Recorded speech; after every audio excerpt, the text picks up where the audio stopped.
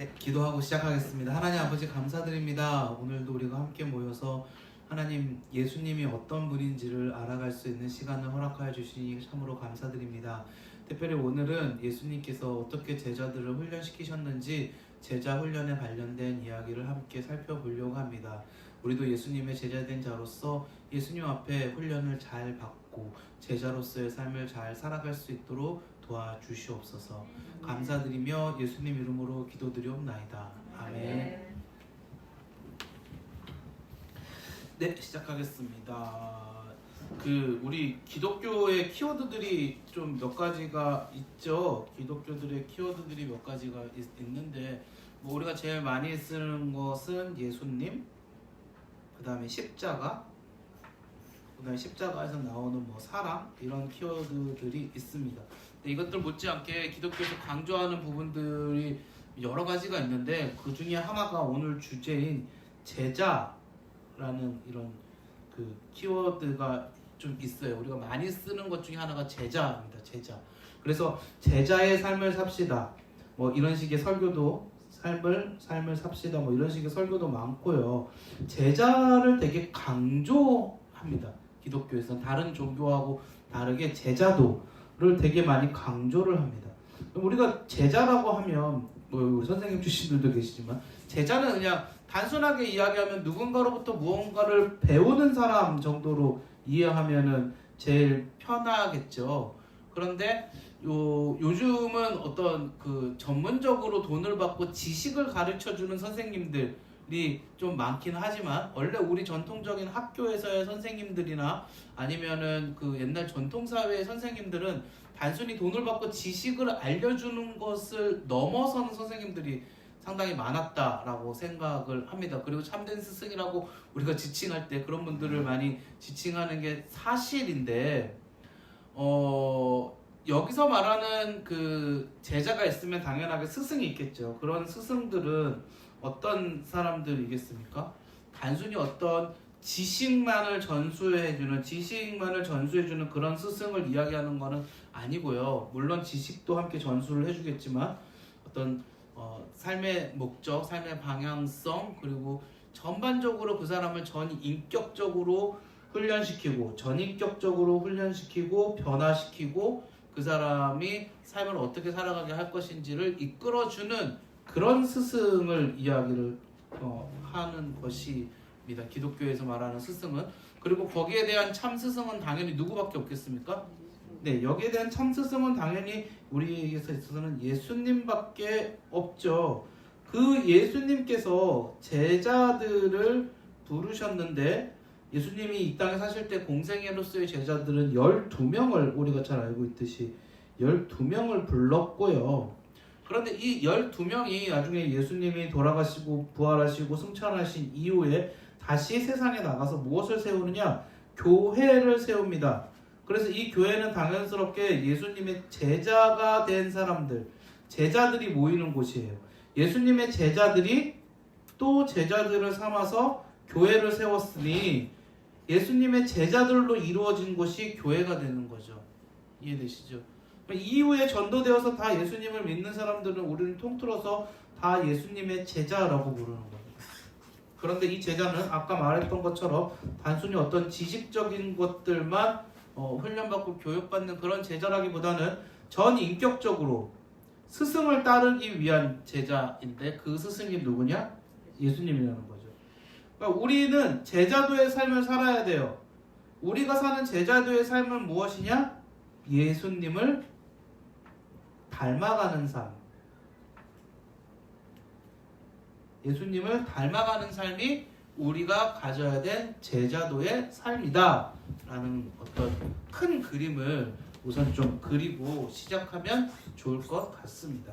자, 우리는 지금 예수님의 공생애에 관해서 지금 하고 있어요. 다음 주부터는 예수님의 구원사역에 관해서 할 건데 예수님의 공생애 중에서 첫 번째 우리는 말씀 사역을 했었고요. 두 번째 우리는 예수님의 특별한 기적 사역들을 했었고요. 이제 오늘의 예수님의 공생애의 마지막 사역, 어떻게 예수님의 제자들을 선택하시고 훈련하시고 그 다음에 파송하셨는지에 관한 내용을 오늘 해보려고 합니다. 예수님의 제자들의 선택 어떻게 선택하셨으며 그 선택의 의미는 무엇이며 예수님이 어떻게 훈련하셨으며 예수님 훈련하신 제자들을 어떻게 파송하려고 하셨는지. 그러니까 단순히 내가 예수님이 제자들을 제자 삼는 것에 그치지 않고 파송하셨다라는 것은 다시 말씀드리지만 나가서 또 제자를 삼아라. 제자 보고 또 다른 제자를 삼아서 예수님의 그 제자도를 계속해서 전파하라라는 것이거든요. 그것까지 어떻게 하셨는지.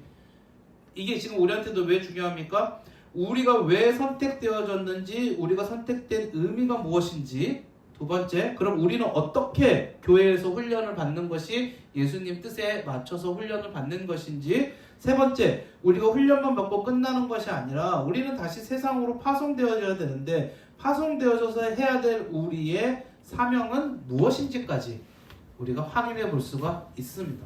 그래서 오늘 이 제자들에 대한 내용들, 그리고 중간에 12제자에 관하여서 예수님의 특별히 공생의 사역의 12제자에 관련하여서 간략하게 한번 살펴볼 예정입니다. 자, 오늘의 목표였고요. 자, 이제 한번 시작을 해보도록 하겠습니다.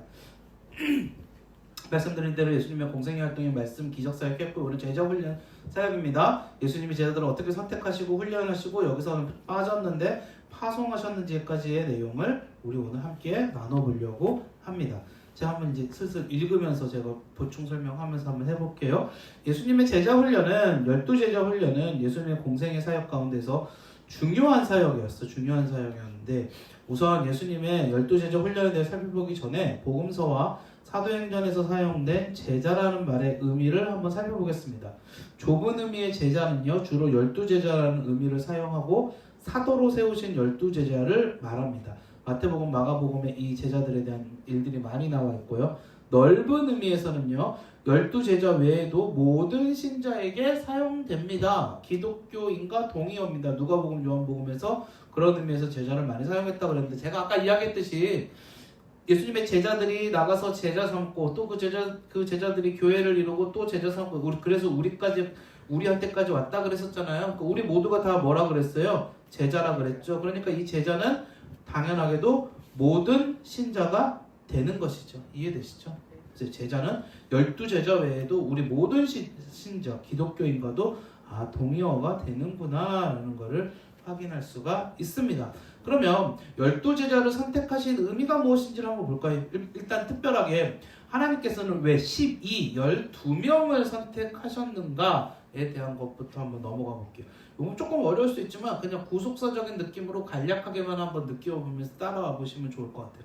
12제자를 뽑으신 것은 상징적인 행동이에요. 상징적인 행동인데 왜 10명도 아니고 7명도 아니고 왜 10명인가 라고 했을 때 그 10명을 우리가 쉽게 떠올릴 수 있는 건 당연하게도 12지파죠. 12지파는 어디서 나왔습니까? 야곱의 아들 12명에서 나왔죠. 야곱의 아들 12명. 사실 12지파가 아니라 13지파입니다. 뭔 소린가 하시는 분 아무도 안 계시죠? 네네네네. 12지파가 아니라 13지파입니다. 원래 네이지파는 12지파에서는 빠집니다. 땅 분배할 때 12지파이기 때문에. 근데 요셉은 또 므낫세하고 에브라임으로 나눴었죠. 네, 그래서 13지파가 맞습니다. 헷갈릴 수 있는데, 네, 어쨌든. 자, 그런데 어쨌든 그 구분상으로는 12지파가 맞습니다. 구분상으로 12지파는 12제자가 구약시대 12지파에 상응하는 새로운 대표라는 뜻이다. 그럼 왜 특별하게 왜 구약시대 12지파를 상응하게 만들었는가를 우리가 살펴봐야 되는데, 성경에는 여러 가지 하나님의 약속들이 나와요. 제가 그 성경 통독반 하면서 처음에 항상 드리는 얘기가 성경은 또 다른 의미로 약속이라는 의미를 가지고 있어요. 성경 자체가 영어로 하면 홀리 바이블도 있지만 바이블뿐만 아니라 커버넌트라든지 테스터먼트라든지 약속, 계약 이런 뜻으로 성경이 실제적으로 이름이 불려요.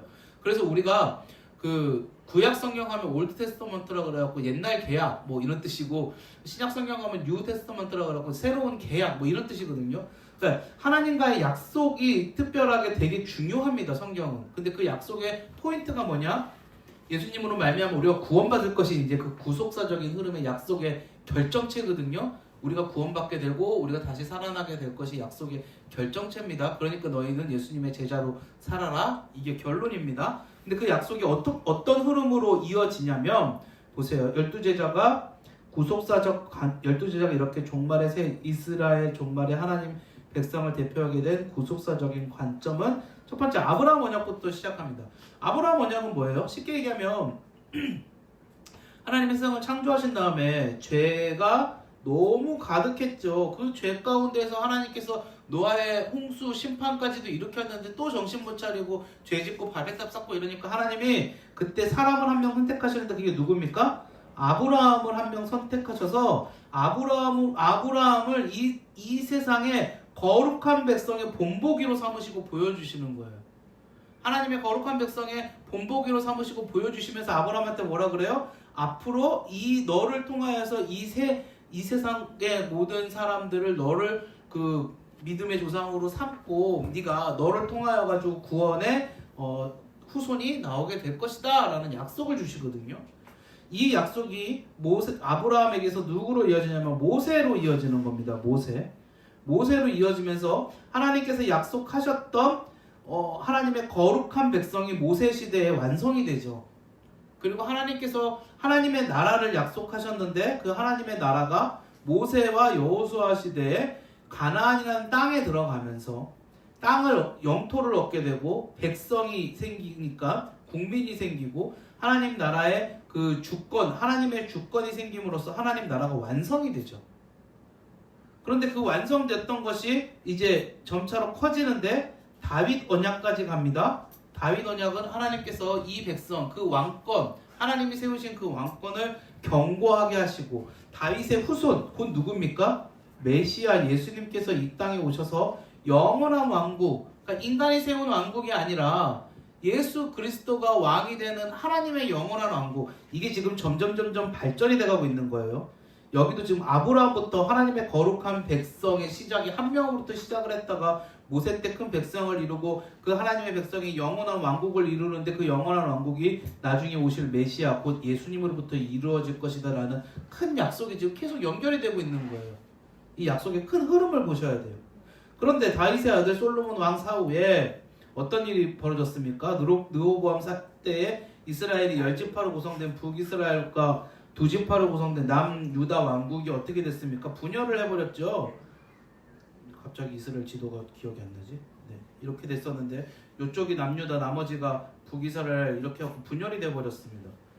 그러고 나서 북이스라엘이 멸망했을 때 하나님께서 뭐라 그러시냐면 너희가 다시 돌아가게 하겠다. 멸망했을 때에 이들이 바벨론으로 끌려갔어요. 그러니까 여기서 바벨론 포로가 되었어요. 바벨론 포로로 끌려갔어요. 그때 하나님께서 어떻게 합니까? 다시 회복시키시겠다라는 언약을 주시거든요. 그게 새 언약입니다. 아브라함 언약과 다윗 언약을 이 폐기된 것이 아니라 다시 회복시키실 것에 대한 새 언약을 주신 거고요. 예수님께서 그 새 언약의 주인공이세요. 죄송합니다. 제가 아직 목이 지금 완전치 않아갖고 예수님이 그 새 언약의 주인공이세요. 그래서 예수님이 그 새 언약을 체결하러 이 땅 가운데 직접 오신 거예요. 이게 좀 구속사적인 흐름이 굉장히 중요한데 제가 너무 짧게 해가지고 나중에 성경 통독판 할 때 다시 한번 제가 할게요. 네, 이게 지금 제가 너무 짧게 하고 조금 아쉬운데 되게 중요한 흐름인데 보세요. 예수님이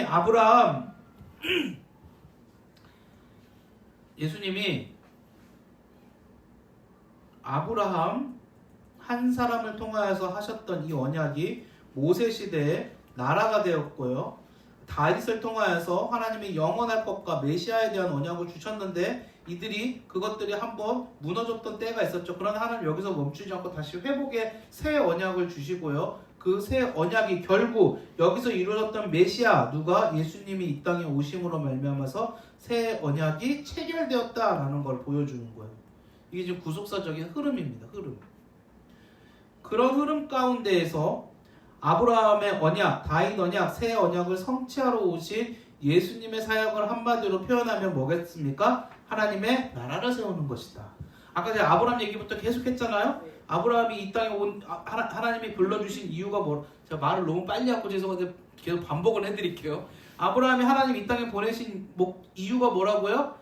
이렇게 죄가 가득한 곳에서 하나님의 백성이 어떤 백성인지를 세상 가운데 보여줘라, 롤모델이 되어라 라고 하는 게 하나님의 목적이었어요. 아브라함을 통하여서. 그래서 하나님이 하나님 나라를 만들어 가시는 거예요. 그래서 하나님의 국가를 만들어 가시고 나라를 세워 가시고 예수님이 오셨을 때 이 하나님의 나라를 어떻게 하시느냐? 완성하시는 거죠. 완성하시는 거. 이게 성경에서 굉장히 중요한 흐름입니다. 이거를 꼭 봐야 됩니다. 이걸 보지 않으면 성경에 의미가 없습니다. 그래서 예수님이 그래서 이 땅에 오셨다라는 것입니다. 그런 그 예수님이 세우신 하나님의 나라는 아브라함 언약에 따라 모든 민족이 포함될 것이다.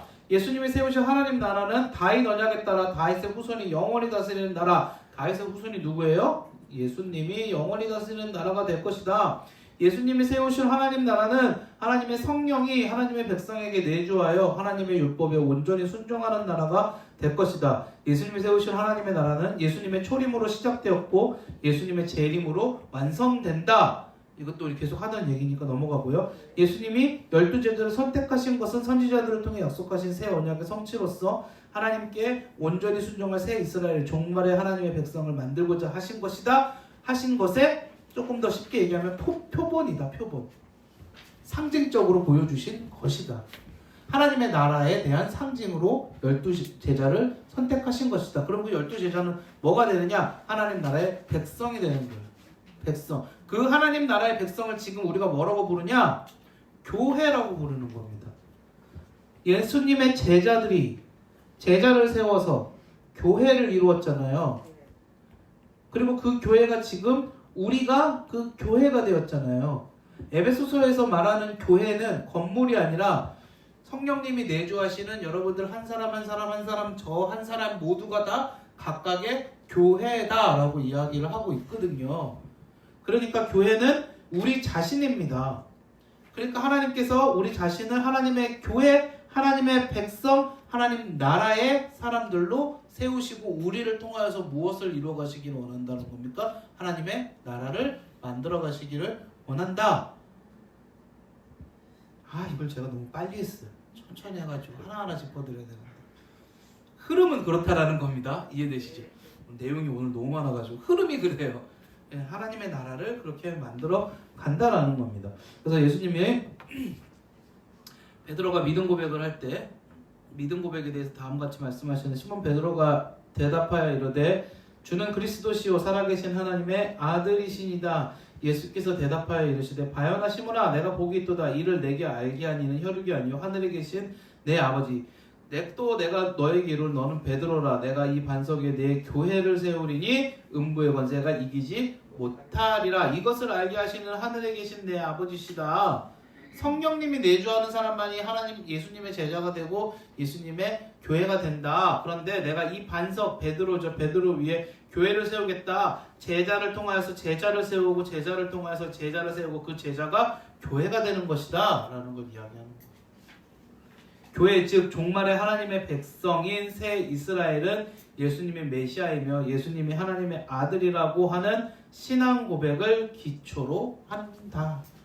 그래서 예수님의 제자를 12명을 삼은 이유는 원래 예수님이 선택하셨던 아브라함과 나중에 이스라엘이라고 불리게 되는 야곱의 12지파를 상징하기 위해서 이 언약이 단순히 중간에 단절이 된 것이 아니라 이 언약이 계속해서 지금까지 이어져 내려오고 있음을 보여주시기 위한 하나의 상징으로 하나님의 제자를 12명을 선택하셨다라는 것을 기억하면 좋을 것 같습니다. 12제자 명단 한번 볼까요? 저 옛날에 막 그 신학교 입시 대학교는 그냥 들어가는데 대학원은 성경을 엄청 공부를 많이 하고 들어가거든요.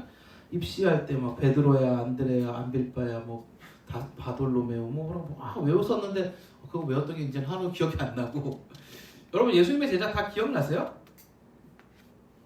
베드로 아시겠고 안드레 아시겠고 야고보는 2명인데 한 명은 알 것 같고 한 명은 잘 모르겠고 그 다음에 요한까지는 좀 알겠고 그 유명한 가룟 유다는 모르면 안 될 것 같고 이렇게 그렇게 우리가 좀 아는데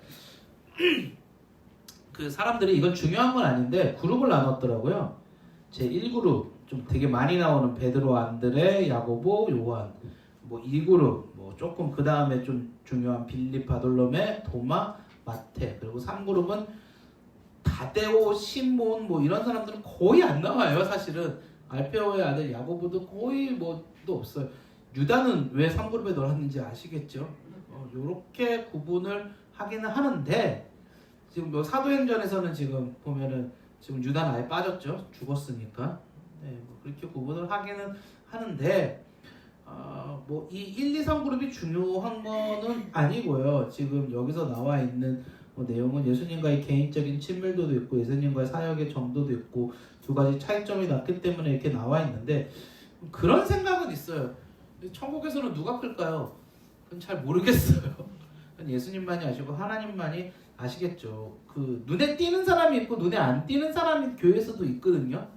네, 눈에 띄는 사람만을 우리는 대단하다고 생각할 수 있는데 눈에 안 띄는 사람도 대단할 수 있습니다. 여러분 12제자라는 것 자체가 대단한 거 아니에요? 사실은 예수님과 3년 동안 동고동락했다는 것 자체가 인간으로서는 엄청난 거고 대단한 거 아니에요? 뭘 비교할 수는 있겠습니까? 제가 생각하기에는 그렇습니다. 그 제자 자체가 된 게 대단한 거죠. 자, 12제자에 대해서 개별적인 고찰을 한번 볼까요? 제일 유명한 베드로, 뭐 다 대단하지만 그래도 우리 베드로는 또 그런 어떤 고백들과 이걸 통해서 예수님 앞에 진짜 열심히 있었던 사람인 건 알고 있죠. 어부가 누구죠?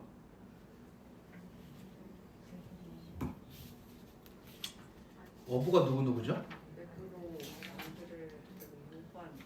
네, 너무 다 잘 아시네요. 네, 아까 1그룹에 있었던 베드로, 안드레, 그다음에 야고보, 요한이 어부죠. 그 이렇게 두 명이 형제죠. 이렇게 두 명이 형제고 이렇게 두 명이 형제입니다. 베드로하고 안드레가 형제, 야고보하고 요한이 형제입니다. 우리는 이 사람들을 어부라고 알고 있어요. 어부. 근데 성경의 어는 어부도 맞고요. 어부라고 고기를 직접 잡는 사람도 맞는데 부두 노동자라고 좀 더 많이 생각을 하더라고요. 무슨 말인지 아시겠죠? 이렇게 선착장 뭐 이렇게 이런 여기 갈릴리가 그 어업이 발달돼 있었던 곳인데 거기서 이제 여러 가지 일들을 하는 물고기도 잡지만 부두에 관련된 여러 가지 일들을 하는 그런 뭐 사실 노동자 계급이었다, 부두 노동자 계급이었다 이렇게 또 많이 봅니다. 부두 노동자 모두가 다 그런 건 아니겠지만 그런 계급에 계신 분들의 그런 어떤 계급이라고 말하기 편하게 그런 일들에 종사하시는 분들이 사실은 일이 거칠다 보니까 조금 좀 거칠어지는 경향이 있죠. 그게 이 사람들한테도 드러나죠. 사실 많이 드러납니다. 거칠어지는 경향도 있고 대신에 조금 좀 화끈하죠. 네네네, 화끈하고 열정적으로 막 이렇게 하는 경향도 있고 그런 것들이 좀 이렇게 어떤 직업적인 특성이 이런 사람들한테 좋다 나쁘다 이런 걸 떠나서 많이 좀 드러나는 것도 사실 좀 있는 것 같았어요. 근데 안드레는 조금 덜 드러나고요. 요한은 처음에는 성격이 참 그렇다가 예수님이 뭐라 그러셨죠? 우레의 아들이라 그랬거든요. 그거는 약간 조금 심한 표현이에요. 차마 표현하지 않겠습니다. 근데 나중에는 어떻게 됩니까? 사랑의 사도로 바뀌었어요. 네, 사랑의 사도로. 그러니까는 요한은 진짜 많은 변화를 겪은 그런 사람이었죠. 어쨌든 그런 배경을 가지고 있다라는 것을 좀 보면 좋을 것 같고요. 베드로의 본래 이름은 원래 시몬이었고 갈릴리 출신 어부로서 안드레의 형이었다. 어부였다. 뭐 이런 거 보시면 되고 12제자 가운데서는 수장의 역할을 했었던 것 같습니다. 12제자의 대변인 역할을 했던 것처럼 보이는 것들도 많이 있고요. 승천 이후는 가룟 유다 대신에 마띠아를 보충하기도 했었고요. 예수님이 이제 승천하시고 부활하신 다음에 승천하시고 난 후에 베드로가 오순절 설교를 했을 때 3,000명이 한 번에 회개하죠. 그런 일도 벌어졌었고 교회를 핍박하는 사내들인에 담대하게 교회를 변호하기도 했었죠. 그때 막 변호하다가 끌려가고 잡혀가기도 하고 근데 그때 막 그 누구의 집이었죠? 아, 갑자기 기억이 안 나지. 누구의 집에 모여갖고 막 기도했는데 베드로가 풀려나갖고 돌아오기도 하고 그러한 그런 마가의 집이었죠. 마가 그러한 일들이 저보다 더 잘. 맞아 반성해. 마가의 집에서 기도했을 때 돌아왔는데 사람들이 처음에는 믿지도 않고 그러고 막 그런 일들도 있었고 그랬었죠. 아나니아와 삽비라의 거짓말에 대해서는 징계했었고요. 사마리아 지방의 마술사 시몬을 꾸짖었고 이방인 고넬료에게 복음을 전했었던 사람이었는데 양면성이 있었죠. 네. 칭찬도 많이 받았지만 책망도 많이 받았고요. 담대하게 예수님에 대한 신앙을 고백했지만 예수님을 부인하기도 했습니다.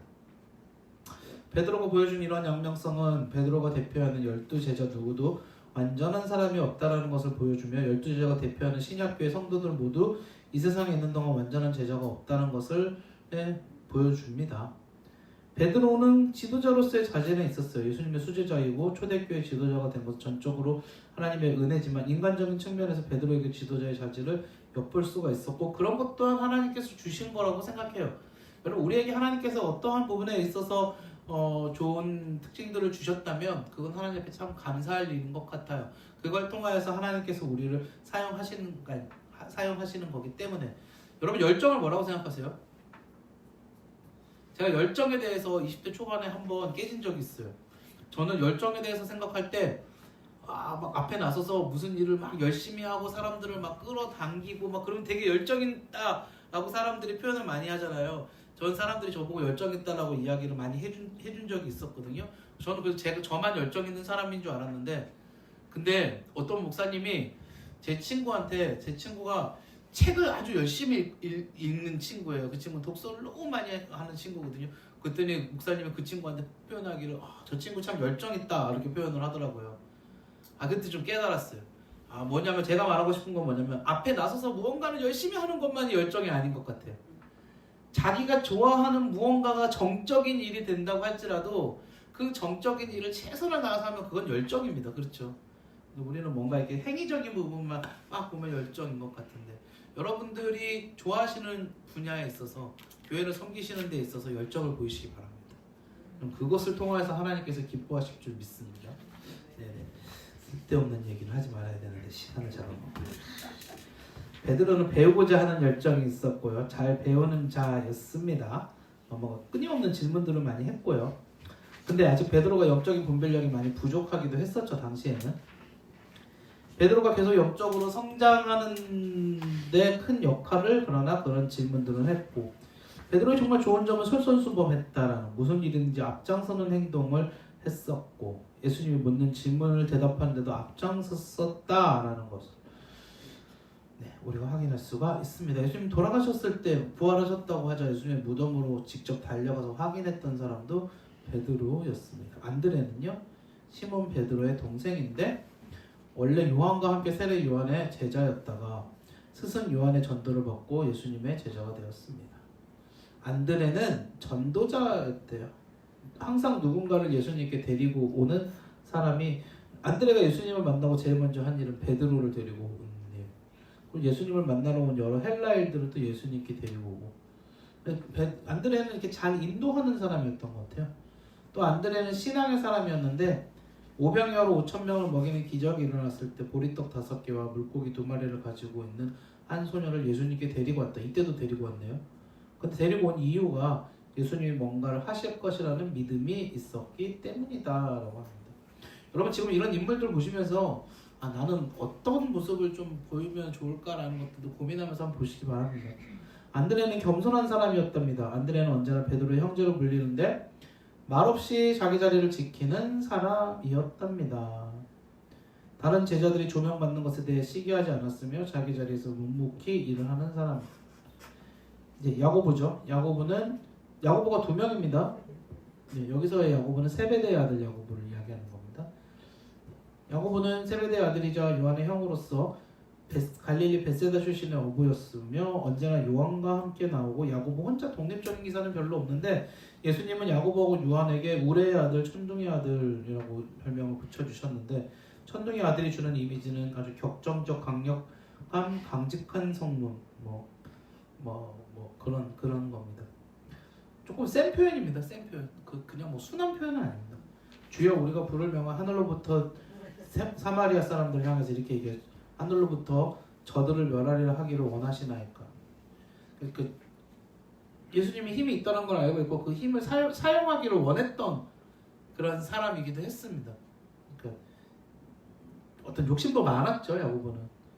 요한도 마찬가지였고 야고보는 야망이 있었던 사람이기도 했고 그는 어머니를 이용해 예수님의 좌우편에 앉고 싶다는 야망을 보이기도 했었습니다. 요한은 야고보의 동생이고 베드로 다음으로 중요한 인물이었는데 올해 아들로 불렸는 말년에는 사랑의 사도로. 이게 진짜 엄청난 변화였죠. 예수님 그 최후의 만찬도 보면 예수님 무릎팍에 누워 있는 거는 요한입니다. 예수님께 사랑 많이 받고 요한은 예수님의 십자가 죽음을 현장에서 끝까지 지켜보고 있다가 예수님께로부터 예수님의 육신의 어머니 마리아를 부탁받아 평생 자기 어머니처럼 자기 집에 모시기도 했습니다. 요한은 5권의 신약 성경을 기록했죠. 요한복음, 요한 1, 2, 3, 4, 요한계시록 다 중요한 성경을 기록했죠. 대단한 사람입니다. 요한은요. 제가 보기에는 베드로보다 요한이 더 성공한 것 같아요. 예수님 제자로서. 진짜 베드로보다 요한이 성공한 것 같아요. 왜 그렇게 생각할까요? 제가 왜 그렇게 생각할까요? 편안하게 죽었잖아요. 편안하게 죽었잖아요. 예수님의 제자들이요. 또 편안하게 죽은 게 복은 아니죠. 사실 예수님의 제자들이 그 인간적으로는 다 비참하게 죽었습니다. 순교했기 때문에 다 순교당했습니다. 사도 요한은 끝까지 살아남아서 밤모섬에서 혼자 제 천수는 누렸습니다. 자연사였습니다. 예수님의 사랑하는 제자 요한. 대신에 요한은요 그때까지 진짜 많은 것들을 감당했어요. 이 요한계시록 자체에도 얼마나 큰 그 예언서입니까? 요한은 그렇게 죽었다라는 게 뭐 제가 그냥 농담한 거고 좋다라는 게 농담한 거고 많은 것들을 했습니다. 빌립은 베드로 안드레와 같은 동네 갈릴리 베세다 출신이 엄청 많죠. 지금 벌써 5명 나왔습니다. 그러니까 대부분의 제자들이 출신이 지금 뭐였습니까? 어부였습니다. 어부. 그렇게 어부를 부르는 이유도 있습니다. 근데 그것도 좀 나중에 한번 이야기를 하고요. 빌립은 예수님을 만나자마자 친구 나다나엘을 찾아가서 예수님을 전하였죠. 처음에는 신앙과 분별력이 부족한 모습을 보이기도 하였습니다. 빌립은 현실적이고 실제적이고 상식적이긴 했지만 믿음이 부족했습니다. 큰 무리가 예수님께 왔을 때 예수님이 빌립에게 물었는데 우리가 어디서 떡을 사서 이 사람들을 먹이겠느냐? 각 사람으로 조금씩 받게 할지라도 200데나리온의 떡이 부족하리이다. 계산이 빠른 거죠. 우유부단하고 결단성이 부족한 면도 있었는데 명절에 예배하러 온 헬라 사람들이 빌립에게 우리가 예수님을 뵙기를 원한다고 했을 때 빌립은 직접 이들을 예수님께 데려가지 못하고 안드레한테 이야기했습니다. 안드레는 데리고 가죠. 좀 주저하는 게 있었죠. 영적 분별력이 부족했습니다. 이런 부족한 것들이 있었는데 나중에 빌립도 막 이방에 가서 복음 전하고 사도행전 보면 막 이래요. 마술사한테 복음 전하고 막 이런 장면들이 나오거든요. 그러니까 우리가 깨달아야 될 것은 예수님을 만나는 제자들이 어떻게 변화되느냐예요. 여러분 어부라고 하는 이 부두 노동자들이 그 지식적으로는 얼마나 죄송한 표현이지만 많이 못 배웠을 것이 분명하지 않습니까? 그런데 이들이 나중에 하는 설교라든가 그 예수님에 대해서 전파하는 거 보면요, 그 어떤 철학자들 못지않게 예수님에 대해서 전파하고 막 하나님께서 사용하시면 어떻게 되는지 물론 저는 그 가운데 이들이 공부하고 예수님께 배우고 이게 변화되는 과정들 그런 학습하는 과정들이 있었기 때문에 가능하다고 분명히 생각하지만 하나님께서 그 또한 만들어 가시는 것이 분명하다라는 생각을 가지고 있어요. 빌립은 이런 사람이었어요. 영적 분별력은 좀 부족하였지만 나중에 분명히 변화였었고요. 갈 길이 멀어서 빨리빨리 가겠습니다. 바돌로메는 바돌로메라는 사람이 나오죠. 12제자의 명단에 4곳에 나오는데 갈릴리 가나 출신으로 여기도 갈릴리인데 빌립의 전도를 통해서 예수님을 만났고요. 빌립이 너를 부르기 전에 내가 무화과 나무 아래에 있을 때 너를 보았다라고 말하죠. 그러니까 이 바돌로메가 나다나엘입니다. 그래서 고백하고 예수님의 제자가 되었습니다. 도마는 많이 이야기하죠. 내용은 짧게 나오는데 도마는 결정적인 게 있었죠. 예수님이 죽으셨다가 부활하셨을 때 예수님을 의심 많이 하고 경험주의적인 태도를 가지고 옆구리에 손을 놓아봐야지 그의 못자국에 손을 놓아봐야겠다. 그 옆구리에 손을 놓아봐라. 이게 결정적인 거죠. 근데 도마는요 인정도 빠릅니다. 네, 인정도 빠릅니다. 나의 주님이시오, 나의 하나님이십니다. 도마는 인정도 빠릅니다. 도마는 자기가 경험한 거에 대해서는 엄청나게 인정이 빠르더라고요. 네, 그리고 도마는 또 충성합니다. 그러고 나서. 저는 개인적으로는 도마가 좋아요. 네, 저는 개인적으로는 자기랑 닮은 사람 좋아하게 돼 있습니다. 한번 개인적으로 한번 생각해보세요. 나는 어떤 제자랑 닮았지? 그냥 한번 재미로 생각해 보시면 좋을 것 같습니다. 마태는 레위라고도 하는데 세리였죠. 세리는 예수님의 부름을 받고 제자가 되는데 악명이 높은 직업이고 매국노로 취급당하였습니다. 제가 한번 설교 시간에도 말씀드렸는데 당시의 세리는 지금의 세리 그런 하고 완전히 개념이 좀 다릅니다. 당시의 세리는요, 뭐 진간동 지역에 그 노마로부터 어떤 세금 징수권이 있으면은 이 세금 징수권을 경매로 따내는 겁니다. 경매로 따내는 겁니다. 그래서 세리들이 세리 1, 세리 2, 세리 그룹이 있습니다. 세리들이 경매를 하는 거예요. 나는 진간동에서 500억을 걷어서 노마에 바치겠습니다. 700억을 걷어서 노마에 바치겠습니다. 800억을 걷어서 노마에 바치겠습니다. 그럼 당연히 노마는 어떻게 하겠어요? 이 중에서 제일 많이 써낸 사람한테 주겠죠. 그러면 이 사람은 어떻게 하겠습니까? 만약에 이 사람이 내가 800억을 써냈어요. 그럼 이제 이 사람은 얼마를 거둘까요? 그건 자기 마음이죠. 그게 자기 능력입니다. 800억을 써내가지고 800억을 못 거두면 자기는 보태가지고 노마에 줘야 되는 거고요. 800억을 써냈는데 1200억, 1300억을 걷게 되면요. 나머지는 다 인마이 포켓으로 들어가는 거죠. 자기 겁니다. 그러니까 세리가 악명이 높을 수밖에 없게 되는 거예요. 세리는 자연스럽게 악명이 높을 수밖에 없게 돼요. 우리가 가진 이런 세금 공무원 느낌이 아닙니다. 좀 다릅니다. 자연스럽게 세리는 악명이 높을 수밖에 없게 되는 거예요. 자, 그 다음에 나오는 사람이 누구죠? 야곱. 근데 그런 세리도 예수님을 만나고 변화되었다라는 것이죠. 야고보. 야고보는 12제자 명단에 다른 곳에는 안 나오고요. 요새와 형제, 요새가 누군지는 정확히 잘 모르겠는데 마리아의 아들인 작은 야고보의 동일 인물일 것이다. 영향력 면에서는 좀 작았던 것으로 보입니다. 다데오의 행동도 거의 기록되어져 있지는 않지만 다데오는 유다가 본 이름인 것 같고요. 별명이거나 지역명으로 추측됩니다. 그럼 왜 굳이 유다라고 불러지? 유다가 또 하나 있어가지고 아마 그랬던 것으로 추측합니다.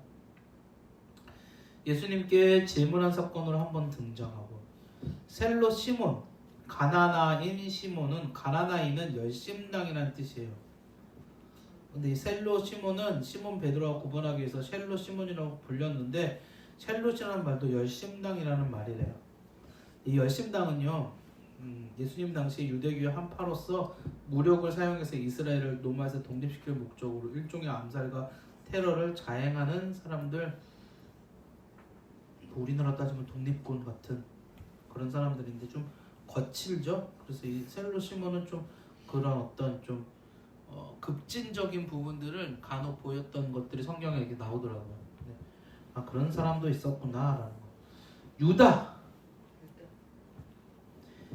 그래서요, 이 지금 여기 위에까지 그 사람들을 보면요, 갈릴리가 어디입니까? 여기가 갈릴리예요. 갈릴리 호수가 여기 있습니다. 이게 지금 이스라엘 지도예요. 여기는 지금 지중해고요. 여기 지중해고요. 이게 지금 여기가 갈릴리, 여기가 사해. 그러면 예루살렘은 요쯤에 있는 거예요. 그럼 여기가 그 좌우로 한 300km 되거든요. 그러니까는 갈릴리는 굉장히 그 이스라엘에서는 그 북쪽의 깡촌 느낌입니다.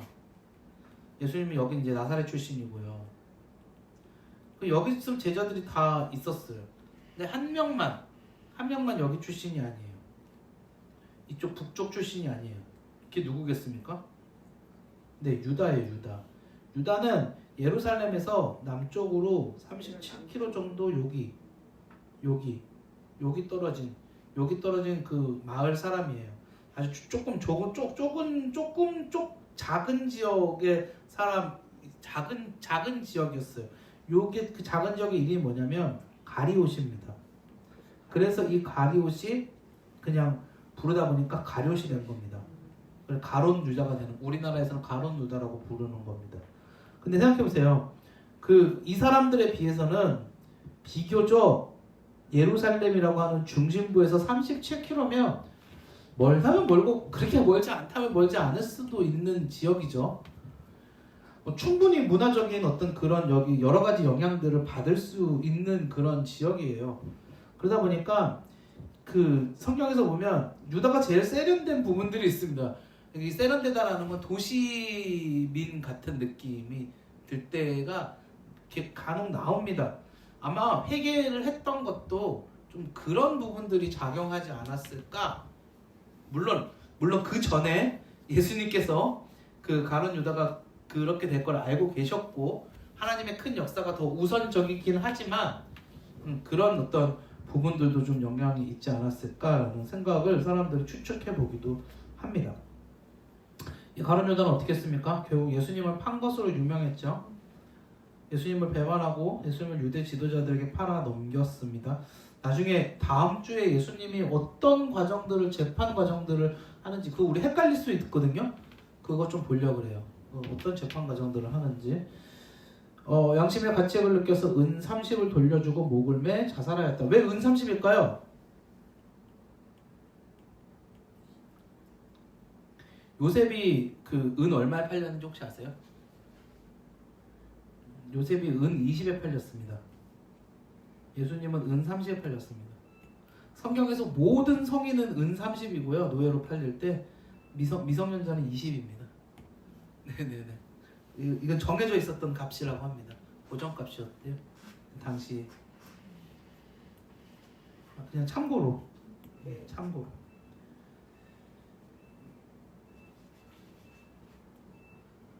그래서 가룟 유다가 그럼 예수님을 왜 배반했을까요? 물질주의자였죠. 돈에 대한 욕심이 분명히 있었어요. 거기에 대한 것들도 여러 번 나왔습니다.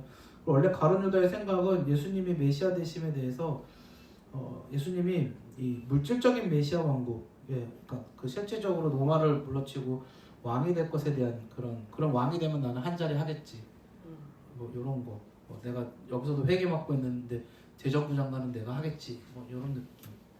근데 그것이 예수님 본인이 자꾸 나는 죽을 것이다 하니까 실망을 엄청나게 한 거죠. 그렇게 팔아버리자. 돈 어떤 지금 현실의 이익이라도 얻자고. 본인 입장에서 3년이 얼마나 아까웠겠습니까? 내가 이런 사람을 내가 스승이라고 따라다녔다. 근데 그게 진짜 진짜 예수님을 몰랐던 거죠. 이거 생각해봐야 돼요. 지금 여기 뭐라 그랬냐면요. 가룟 유다의 배반을 어떻게 이해해야 되는가? 예수님의 12제자 안에도 불신자였던 가룟 유다가 있었다는 사실은 가시적인 지역 교회 안에는 언제든지 불신자들이 함께 있을 수 있음을 보여준다. 여러분 옆에 계신 분이 불신자가 아니시기를 간절히 바랍니다. 네. 근데 실제로 우리 주변에 잘 믿지 않는데 교회에 있는 분들이 상당히 많아요. 목표는 뭡니까? 그분들이 가룟 유다의 길을 가지 않고 결국 예수님을 믿도록 만드는 것이 우리의 목표입니다. 네. 그래서 12명의 제자를 한번 살펴봤고요. 자, 이번에는 예수님이 12제자의 훈련에 대한 이야기를 할 건데 먼저 우리가 좀 생각해야 될 거는 총 3가지입니다. 분명하게 아까도 말씀드렸지만 예수님이 제자들을 선택하신 거. 어떻게 선택하셨는지. 두 번째는 아까 뭐라 그랬어요? 훈련에 대한 이야기를 할 거라 그랬죠. 마지막 3번째는 뭐라 그랬죠? 파송에 대한 것을 이야기할 겁니다. 자, 예수님이 12제자를 부르시고 선택하시고 훈련하시고 파송하셨습니다. 12사도로서 12제자는 성경 기록 기준으로 신약교회의 초석이 되며 또한 초대교회 지도자로서 초대교회가 성장 발전하는 데 결정적으로 중요한 역할을 감당합니다. 자, 예수님은 어떤 선택을 하셨는가? 예수님이 선택하신 그 기준은 무엇인가? 예수님의 12제자 선택은 예수님의 주권적인 선택이다. 이게 무슨 말입니까? 그 누구도 관여하지 않은 거. 야, 쟤 뽑아. 야, 제가 네 제자로 좋을 것 같아. 쟤 뽑아. 이게 아니라 예수님이 뽑으신 거예요. 근데 당시의 사람들은 어떻게 합니까? 당시 사람들은요, 제자가 선생님을 찾아갔대요. 우리나라도 거의 보면은 옛날에 그런 거 있잖아요. 어디에 막 좋은 스승이 있다 그러면 막 도자기 굽는 사람들이 막 그 명인을 찾아가가지고 당신의 제자가 되고 싶습니다. 나는 제자 받을 생각이 없네. 그럼 뭐 무릎 꿇고 한 3일 있다 보면은 너는 인내심이 좋구나. 내 제자가 되어라. 막 그러고 드라마에도 많이 나오고 그러면서 그렇게 제자가 되는데 예수님은 그렇게 하지 않으셨어요. 누가 찾아온 게 아니라 자기가 먼저 다가가시는 거예요. 그걸 선택하시는 거예요. 나를 따르라. 내가 너로 사람을 낚는 어부가 되게 하리라. 분명하게 성경에 보여주고 있잖아요. 이거는 뭐냐면 예수님이 주권적으로 선택하셨다라는 겁니다. 여러분들이 지금 여기 앉아 계시고 여러분들이 지금 진강교회에서 신앙생활 하시고 예수 믿게 된 거는 여러분들 선택이 아닙니다. 그걸 아셔야 됩니다. 여러분들 선택이 아닙니다. 여러분들 삶의 여러 가지 과정과 여러 가지 상황들과 여러 가지 모습들을 통해서 하나님이 선택하시고 예수님이 부르셔서 앉아 계신 것이 내가 선택해서 교회에 온 게 아니에요. 그거 착각하시면 안 돼요. 우리가 예수님이 제자라 그랬잖아요. 똑같은 거예요. 내가 선택한 게 아니라 누가 선택해 주셨다? 하나님이 선택해 주셨다. 그러니까 얼마나 감사합니까? 근데 특별히 하나님의 선택은 예수님의 선택은 다양한 선택을 하세요. 특별한 조건이 없고요. 신분 계층을 초월하여서 누구나 다 하나님의 은혜로 하나님의 백성이 될 수 있다는 것을 보여줍니다. 이 예수님의 제자 훈련은 어떻게 훈련을 하셨는지 볼게요. 첫 번째 말씀으로 가르치셨고요. 두 번째 행동으로 가르쳤습니다. 세 번째 실습을 통해서 가르치셨습니다. 자, 수많은 비유를 중심으로 직접적으로 은유 이렇게 좀 감춰가면서 경부 좋은 구절로 수수께끼 같은 일들로 역설, 질문, 과장법 등 이런 효과적인 수사법들을 많이 사용하셔서 하나님 나라의 복음을 알기 쉽고 기억하기 쉽도록 가르치셨죠. 말씀으로 가르치셨어요. 예수님 많이 배우셨습니까? 많이 못 배우셨죠. 그 당시 교육 그런 게 없었죠. 근데 예수님은 하나님의 아들이라는 증거예요. 이렇게 가르칠 수 있는지, 예수님의 가르침이 얼마나 탁월했는지. 예수님은 행동으로 가르치셨습니다. 예수님은 기도생활, 전도생활, 십자가에 달리시기 전날 손수 제자들의 발을 씻어주시는 것 등의 섬김 같은 이런 것들을 통하여서 예수님은 모범적으로 행동으로 가르쳐 주신 것을 보여주십니다. 함께 먹고 마시고 함께 자고 함께 전도하러 다닌 것은 예수님의 삶의 모범으로 제자들을 교육하시기 위한 방법이기도 합니다. 제가 요즘은 그런 거 잘 못하고 있는데 옛날에는 예전도 아니고 불과 몇 년 전까지는 코로나 끝나고서는 그런 거 잘 못해요. 코로나 전에 저희 집에는 학생들이 저희 집에 살았어요. 그래서 제가 이렇게 제가 집에 없어도 저희 집에 저희 그 학생들이 이렇게 많이 들어와서 지들끼리 라면 끓여 먹고 있고 막 그랬거든요. 근데 어느 날 이렇게 봤는데 제가 깜짝 놀란 적이 있어요. 어느 날 봤는데 쟤들이 하는 짓이 저하고 똑같을 때가 있더라고요. 그래서 제가 내가 행동을 똑바로 해야겠다. 내가 진짜 행동을 똑바로 해야겠다라는 생각이 들 때가 여러 번 있었습니다. 무수히 많았습니다. 그럼에도 불구하고 똑바로 행동을 못해서 내가 예수님은 아니구나 항상 깨달으면서 반성하고 회개하고 기도했는데 예수님이 보여주신 게 그거죠. 직접 같이 3년을 사시면서 보여주시고 행동하고 하는 것이죠. 이게 사실은 어떤 이런 강의도 중요하지만 이런 것보다 더 중요한 것 같아요. 그러니까 저희 설교자들은요 항상 쓸데없는 얘기 그런 고민이 있어요. 말씀 준비하면서 저는 그런 고민이 있어요. 말씀 준비하면서 여러분 거룩하게 사십시오. 그래놓고는 제 속으로 뭔 생각을 하냐면 나는 거룩하게 살고 있나? 그래서 너는 똑바로 살고 있니? 오만 가지 생각을 해요. 그래서 내가 이걸 과연 성도들한테 이야기할 수 있는 자격이 있나? 나도 그러지 못하면서 뭘 그러고 있냐? 그러다가 생각하다가 기도하다가 이건 내가 이야기하는 게 아니라 하나님 말씀이니까 선포는 해야지. 그리고 선포를 하면서 스스로도 반성을 많이 하죠. 우리가 그런 부분에서 좀 신경 쓸 수 있는 제자들이 되었으면 좋겠어요. 스스로 좀 돌아보고 내 행동은 어떤지. 내가 내가 예수님의 제자였고 또 내 눈앞에 보이는 가시적인 누군가의 제자이기도 했지만 여러분들은 동일하게 누군가의 스승이기도 합니다. 이거 분명히 깨달아야 될 겁니다. 사역자들만 그리고 교회 학교에서 교사의 역할을 감당하시는 분들만 스승이 아니라 여러분들은 여러분들 주변에 누군가에게 반드시 스승이 될 겁니다. 누군가에게 반드시 스승이 될 수밖에 없고 그게 기독교의 핵심입니다. 그러면 우리는 어떻게 그들을 양육하고 가르칠 것인지에 대해서도 고민하는 삶을 살아야 됩니다. 제가 여태까지는 제자에 대해서만 강조했지만 우리는 제자이자 동시에 스승이라는 사실도 잊지 마시기 바랍니다. 마지막 세 번째, 예수님은 실습을 통해서 가르치셨는데 예수님은 제자들을 모든 민족에 파송하시기 전에 이미 이건 부활과 승천 이후에 파송하셨죠. 그런데 이미 공생의 기간에도 제자들을 한 번씩 파송해 보셨죠. 한 번씩 전도하러 순회 전도로 보내 보셨어요. 그런 일들을 통해서 실습을 하셨던 겁니다.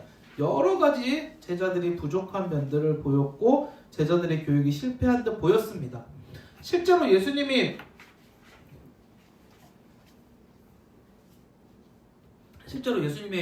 그 잡히실 때까지 얼마나 그 제자들이 참 그 난처한 모습들을 많이 보였습니까? 베드로는 예수님 모른다 그러고 막 승질내고 그런 인간하고 나하고 관계없다고 막 소리 지르고 승질내고 다 도망가고 도마는 예수님 살아나셨는데도 불구하고 손가락 넣어보겠다고 그러고 있고 얼마나 그랬습니까? 그런데 그들이 어떻게 변했어요? 그들이 예수님이 승천하신 이후에는 어마어마하게 변합니다. 그리고 진짜 아까 말씀드린 대로 다 순교할 정도로 그 열심으로 예수님 앞에 그렇게 나아가죠. 지도자로서의 사명들도 잘 감당하고 그러니까 예수님의 교육은 실패한 게 아니었습니다. 그런 거는 우리한테 이런 인사이트도 주는 것 같아요. 우리 눈앞에 하는 것들은 실패하는 것 같이 보이지만 낙심하지 말라는 거죠. 하나님께서 결국 다 만들어 가시는 것들이니까 낙심하지 마시기 바랍니다. 마지막으로 파송. 예수님은 제자들을 파송하셨는데 지상에 남아있는 12제자 11명이죠. 그리고 한 명을 더 뽑았죠. 그게 누구였습니까? 마띠아를 뽑았죠. 그래서 뽑아서 모든 민족을 제자로 삼으라고 파송을 하셨습니다. 그러고 너희는 가서 모든 민족을 제자로 삼아. 이게 우리 정체성이에요. 제자로 삼는 거. 아버지와 아들과 성령의 이름으로 세례를 베푸는 게 정체성이에요. 그 다음에 내가 너에게 분부한 모든 것을 가르쳐시키게 하라. 세 가지입니다. 가라, 세례를 베풀라, 가르쳐 지키게 하라. 여러분 우리 그 11월 둘째 주에 교회에서 성례식 하죠. 성례가 뭔지 아십니까? 성례는 두 가지입니다. 첫 번째 성례는요 성찬이고요. 세례입니다. 성찬과 세례는요 우리 개신교가 유일하게 인정하는 행위로 예배드리는 겁니다. 어떤 행위를 하면서 예식을 치르는 것, 거룩한 예식을 행위로 하는 것. 여러분 기독교는요 어떠한 행위를 하지 않습니다. 천주교는 행위를 하는 것들이 있어요. 고해성사하고 죄 지었으면 천주교 바당 열심히 쓰세요. 그러면 죄가 사해질 겁니다. 돈을 내세요. 그럼 죄가 사해질 겁니다. 이렇게 합니다. 근데 기독교의 유일한 예식은 이 두 가지밖에 없습니다. 성찬과 세례. 왜 이 두 가지밖에 없을까요? 성찬과 세례에 중요한 공통점이 있는데요. 성찬과 세례는 모두 예수님이 직접 베푸신 겁니다. 성경에서. 예수님이 직접 하신 겁니다. 직접 하신 거. 성찬, 최후의 만찬 예수님 베푸셨죠. 분명히. 세례 예수님이 직접 받으셨죠. 그렇기 때문에 우리는 이 두 가지만 인정합니다. 두 가지만. 자, 그래서 어쨌든 넘어가서 첫 번째 가라. 가라는 명령은 교회의 선교적인 사명을 말해주는데 모든 민족을 제대로 삼기 위해서 모든 민족이 우선 가라라는 것이죠. 예수님은 제자들에게 예수님을 믿는 사람들에게 세례를 주라라고 이야기합니다. 세례를 주라. 세례를 주는 것은 교회의 예배적 사명을 말해준다. 교회의 사명은 예수님을 전하는 복음 전도만이 아니다. 세례가 뭡니까? 세례는 예수님을 믿는 사람이 예수님과 연합했다라는 것을 의미하는데 세례를 주는 것은 공동체 회원으로 가입됨을 내가 아니고 채입니다. 공동체 회원으로 가입됨을 말한다. 따라서 세례를 준다는 것은 이제 교회 공동체 한 회원으로서 살아가는 삶의 시작을 의미합니다. 그렇기 때문에 세례를 준다라는 것은 그 사람이 기독교인이 되었다라는 것을 의미하게 만드는 일이겠죠. 그래서 사람들에게 세례를 주라라고 하는 것이 명령이 되고요. 세례를 받은 사람들은 함께 모여서 영적인 식사, 성찬을 하는 겁니다. 성찬. 요즘은 성찬 되게 많이 해요. 우리는 전통적으로 1년에 2번만 성찬 많이 했잖아요. 근데 요즘 그 보수 교단에서도 성찬 많이 하는 교회들 많아. 한 달에 한 번씩 성찬하고 한 번씩 성찬하는. 그리고 성찬도 그거 우리는 이렇게 성찬 잔에다가 집기에다가 이렇게 돌리잖아요. 꼭 그렇게 안 하는 교회 다양한 방식으로 하더라고요. 저 전에 있었던 교회에서는 바게트 빵을 이만큼 사와가지고 바게트 빵 이만큼 사와서 목사님이 요만큼씩 띄어갖고 줬는데 배도 부르고 좋더라고요. 그래서 조금 무슨 포도주도 이렇게 조금 이렇게 도수 뭐 높이고 이런 게 아니라 그냥 진짜 주스 같이 조금 약하게 해갖고 종이컵 하나 가득 따라 주시는데 네 배불렀어요. 그거 먹고 제 성찬 먹고 배부른 적 참. 근데 그게 어떤 느낌이었었냐면 하나 이렇게 싹 먹고 마는 거는 그래 예수님을 생각하고 그러는데 이걸 먹는 동안 계속 예수님을 생각하니까 시간이 좀 걸리는데 좀 표현할 수 없는데 조금 뭔가 그것도 좀 느낌이 좀 있더라고요. 그러니까 우리가 그 성찬하는 거는 뭐 천주교처럼 이걸 먹어갖고 이게 내 안에 들어와서 뭐 피가 되고 살이 되고 이거 아니고요. 우리는 화채설은 아니고 우리는 영적으로 예수님을 기념하는 거거든요. 예수님의 몸과 예수님의 피가 나를 위해서 이렇게 죽으셨고 내가 그것이 있어야만 살아날 수 있다는 걸 기념하는 건데 저는 개인적으로 그걸 그렇게 먹으면서 오랫동안 먹으면서 그게 좋았어요. 네, 저는 좋았어요. 제가 옛날에 그 사역을 잠깐 쉴 때 한 4, 5년 전에 명동성당에 가본 적이 있어요. 주일날 교회 안 가고 명동성당 갔다고 욕하지 마시고요. 한번 가보자고 갔더니 걔네들은 그렇게 제가 이렇게 매 미사마다 성찬을 하더라고요. 근데 이렇게 갑자기 저는 뭐라고 하는지도 모르겠어요. 라틴어로 자꾸 뭐라고 하니까 제가 못 알아들으니까. 근데 이렇게 앉아 있었더니 사람들이 갑자기 다 일어나요. 그리고 앞으로 막 나가는 겁니다. 근데 저는 원래 거기 신자도 아니고 그러니까 안 가려고 이렇게 앉아 있었더니 되게 무섭게 생긴 외국인이 빨리 가라고 자꾸 쳐가지고 제가 잔뜩 쫄아가지고 일어나서 이렇게 갔는데 이 500원짜리 동전만한 얇은 꼭 동전처럼 생긴 이렇게 뭐를 주더라고요. 그래서 먹어보니까 뻥튀기 같은 느낌이 나더라고요. 그래서 제가 이렇게 두리번거리면서 왜 포도주는 안 줘? 그러고 있었더니 포도주는 나중에 알고 보니까 사제들만 먹는다고 그러더라고요. 포도주는 일반 성도들은 못 먹게 한답니다. 거기도 뭐 이유가 있던데 잘 정확한 기억은 안 나고 아무튼 뭐 사제들만 먹더라고요. 서운했어요. 그리 먹을 거 그렇게 박하게 하면 안 되거든요. 저는 개인적으로 서운했어요. 네, 농담입니다. 네, 마지막 가르쳐 지키게 하는 거. 네, 가르쳐 지키게 하는 거. 예수님의 모든 말씀을 가르쳐 지키게 하라고 했습니다. 예수님의 제자들이 지불해야 될 비용. 비용이라는 게 무슨 말이겠습니까? 그럼 우리는 이것들을 어떻게 감당을 해야 되는가라는 것들이겠죠. 부름받고 교육받고 파송받는다라는 것은 특권입니다. 우리에게 엄청난 특권입니다. 그런데 여기에는 우리의 책임이 있고요. 우리에게 특권이 되기도 하지만 이 비용이라는 것은 우리의 의무가 있다라는 말이 되겠죠. 우리에게 의무가 있기도 합니다.